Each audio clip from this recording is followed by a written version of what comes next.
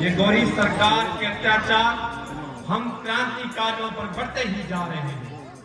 ये अंग्रेजी सरकार हम क्रांतिकारियों को दबाने के लिए हर प्रकार की कोशिश कर रही है। उधर भगत सिंह और उनके साथियों पर झूठे मुकदमे चलाए जा रहे हैं, इधर हम पर हमले करवाए जा रहे हैं।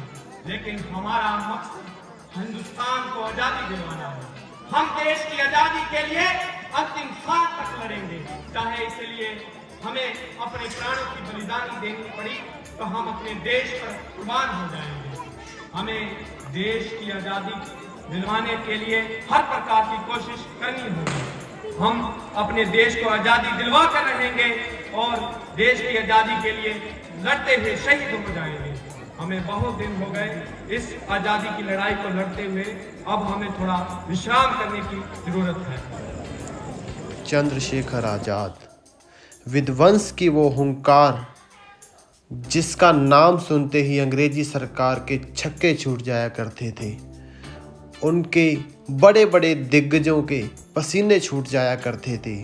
ऐसी शख्सियत, ऐसी आज़ाद और ऐसी विध्वंसकारी सोच रखने वाले क्रांतिकारी वीर चंद्रशेखर आज़ाद, उनका संघर्ष आपको इस दृश्य में बहुत ही सजीव रूप में दिखाया जा रहा है। देखिए किस प्रकार उन्होंने हमारे देश के लिए अपने प्राणों की परवाह ना करते हुए एक शेर की तरह, आज़ाद शेर की तरह लड़ते रहे और पुलिस कर्मियों के छक्के छुड़ा दिए।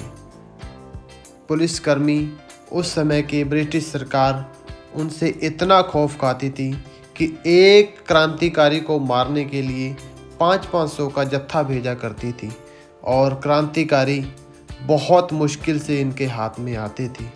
देखिए किस प्रकार उन्होंने उनके एक जवान को मौत के घाट उतारा और देखते ही देखते उनको बहुत सारी गोलियां लग गईं और हार के लास्ट में जब वो थक हार गए, बहुत सारी गोलियों से उनका शरीर जवाब देने लगा, तो उसके बाद उन्होंने ये सोचा कि मैं इन कुत्तों की गोली से नहीं मरूंगा, मैं खुद की गोली से मरूंगा।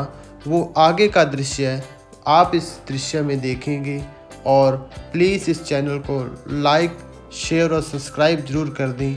आपका बहुत बहुत धन्यवाद होगा। जय हिंद, जय भारत।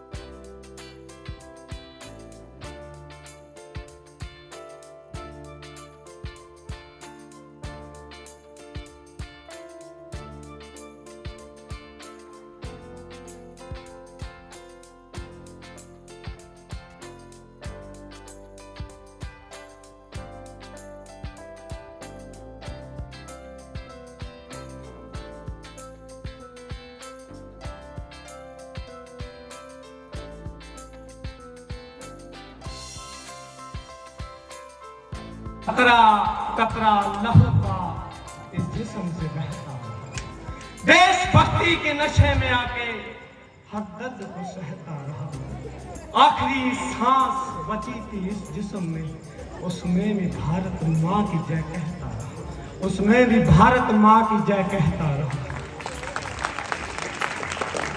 आवाम को ये बात बताए रखना, रोशनी होगी चिरागों को जलाए रखना। और लहू देकर जिस धरती माँ की हमने रक्षा करी, उस भारत माँ को हमेशा दिल में बसाए रखना।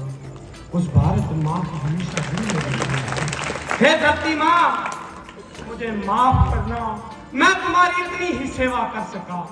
इन जालिमों के हाथों से मरने से अच्छा है मैं अपनी ही मौत मरूंगा। मैं आजाद ही जिया और आजाद ही मरूंगा। मुझे माफ करना धरती माँ, मैं तेरी आजादी नहीं दिला सका, लेकिन मेरे जाने के बाद मुझे विश्वास है कि देश आजाद होगा और यहाँ लाखों आजाद और पैदा होंगे। ये मुझे विश्वास है। हे धरती माँ, मुझे माफ करना, मैं तुम्हारी इतनी ही सेवा कर सकता।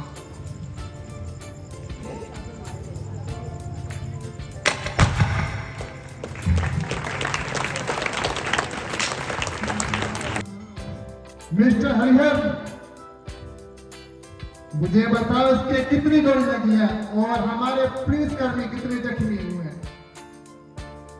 सर, इसमें 4 गोलियां लगी हैं, 2 बाजू पे और 2 जांघों पे और 1 सिर पर, और 1 हमारा जवान शहीद हो